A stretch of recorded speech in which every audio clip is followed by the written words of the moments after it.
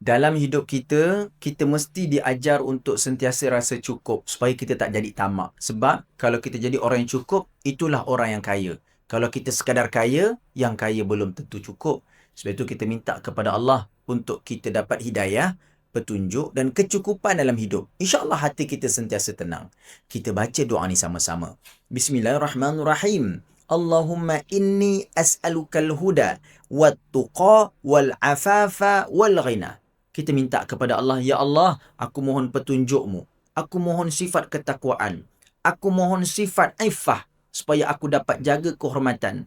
Dan aku memohon doa kekayaan. Kita minta kepada Allah kecukupan, kita minta kekayaan, kita minta ketakwaan, kita minta hidayah petunjuk kebenaran.